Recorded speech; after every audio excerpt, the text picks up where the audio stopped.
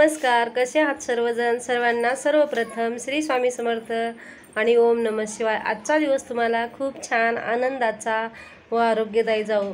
तर चला, उद्या आहे गुरुपौर्णिमा आणि गुरुपौर्णिमेसाठी मला व्हिडिओ तयार करायचा होता, पण मी नाही केलेला आहे। मुलं वगैरे सगळे घरी होते आणि घरी असले की सकाळी सकाळी काय करतात, लवकर उठत वगैरे नाही येतं। पाऊस पण चालू होता आणि मग त्या गोंधळामध्ये मग राहून गेला।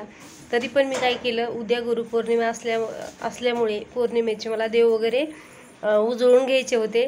तर त्यासाठी मी काय केलेले आहे, आपलं कुठलंही म्हणजे तुम्हाला गेल्या वेळेस जसा मी व्हिडिओ शेअर केला होता की जसं की कुठलंही केमिकल वगैरे न वापरता फक्त चिंचेने देव कसे क्लीन करायचे, त्याच पद्धतीने मी क्लीन करून घेतलेले आहेत। फक्त 1 ते 2 तुम्हाला मी दाखवलेले आहेत की कसे क्लीन झाले, ते छान झालेले आहेत क्लीन। आणि मस्त क्लीन वगैरे करून व्यवस्थित पूजा वगैरे केलेली आहे। तर उद्याच्या सेवा जे आहेत, तुम्हाला सत्यनारायण करायचं असेल तर करू शकता तुम्ही गुरुपौर्णिमेचा उद्या। तसेच श्री सुक्तम पाठ करायचा आहे, पुरुष सुक्तम पाठ करायचा आहे। आणि पुरुष सुक्तम पाठ वाचून आपल्याला काय करायचं आहे, स्वामींना अभिषेक घालायचा आहे। तसेच स्वामी चरित्र सारामृताचं आपल्याला होत असेल तर आपल्याला पारायण करायचं आहे, जप करायचा आहे, तारक मंत्र करायचा आहे। जी पण सेवा ह्या दोन्ही तिन्हीपैकी आपल्याला घडेल तीच सेवा तुम्ही मनोभावे करायचा आहे। तसेच उद्या पौर्णिमा असल्याकारण आपल्याला मस्त आपलं घर वगैरे स्वच्छ करून कापूर आरती वगैरे करायची आहे। तसेच उमरा लेपन वगैरे आपलं पौर्णिमेचं असतं ते सुद्धा करायचं आहे। तसेच आपल्या ह्या सर्व जी सेवा आहेत, कुंकुमार्चन वगैरे, तर ते आपल्याला करायचे आहेत। आणि गुरुपद ज्यांना घ्यायचं आहे त्यांनी घ्यायचं आहे। आपल्या पण चॅनलवरती व्हिडिओ आहे छोटासा, मी स्वतः घेतलेला आहे। तर एक छोटासाच केलेला आहे, जास्त मोठा काही मी नाही केलेला आहे व्हिडिओ तो। पण मी गुरुपद करताना काय केलं होतं तसं केलेलं आहे। आणि तुम्हाला करायचं असेल तर तुम्ही स्वामींना प्रार्थना करू शकता। आपले जे पण गुरु असतील नसतील किंवा आपल्याला सर्वांच्या स्मरणार्थ ह्या सुद्धा स्वामींना सुद्धा आपल्याला गुरु करायचा आहे, गुरुपद घ्यायचं आहे। आणि आपला योगक्षम तुम्ही इथून पुढे चालवा।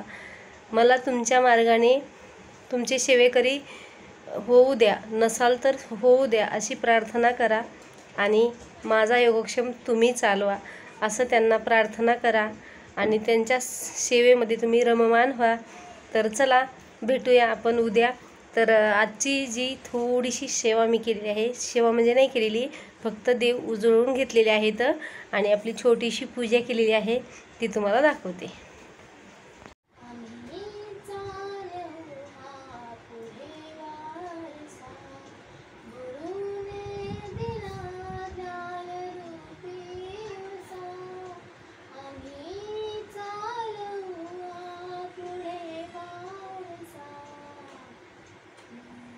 हॅलो, नमस्कार। तरी ते प्रतीक्षा काहीतरी देवाच्या पुढे सायंकाळची जी दिवाबत्ती असते ती तिने केलेली आहे। आणि ते दिवा लावल्याच्या नंतर देवासमोर म्हणजे देवाकडे बघत बघत ती गुरुची काहीतरी प्रार्थना तिला आठवली तर ती म्हणत होती। मी थोडीशी तिच्यामध्ये कॅप्चर केलेली आहे। तर चला बघा, इथं किती सुंदर छान असे देव निघलेले आहेत। तरी ते जी आपली शिवलिंगाची मूर्ती आहे ना, ती खूप सुंदर निघलेली आहे। आणि आपले हे जुने देव जे आहेत ते सुद्धा पूर्ण जेवढे पण होते ना तेवढे निघालेले आहेत। फक्त त्याच्या खाचेमध्ये जेवढं एकदम हे ना ते सुद्धा निघतं, काढल्याच्या नंतर निघतं। पण मी काय केलं होतं, एकदा धंदा थोडीशी बारीक जी अगरबत्तीची काडी वगैरे आहे ना ती घालून हे गंध वगैरे काढण्याचा प्रयत्न केला होता। पण मलाच पुढे ते नकोसं वाटलं करायला तसं, कारण एकदम कसं कोरून काढल्यासारखं काढतो ना आपण, तर ते देवाला त्रास व्हायला नको, ते आपल्यालाही बरोबर नाही वाटत, त्यासाठी मी ते नाही केलेलं। तर बघा, ही धुतल्याच्या नंतर किती स्वच्छ दिसत आहे, एकदम अशी चमकून येत आहे, मस्त निघालेली आहे। तशी नवीच आहे, घेऊन 2-3 महिनेच झालेले आहेत आपले। पण तरीही त्याचा जो पिवळा रंग आहे ना तो थोडा गंज चढल्यासारखा दिसतो आपल्याला आणि धुतल्याच्या नंतर एकदम क्लीन आणि स्वच्छ दिसतो। तशीच बघा, ही जी आपली घंटी आहे ना ती सुद्धा अगोदर वेगळीच दिसत होती, तुम्हाला मी दाखवली पण होती।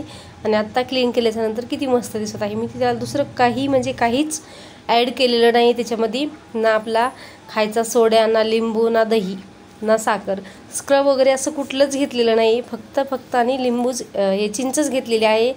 आणि ते छान अशी आपली पूजा वगैरे झालेली आहे।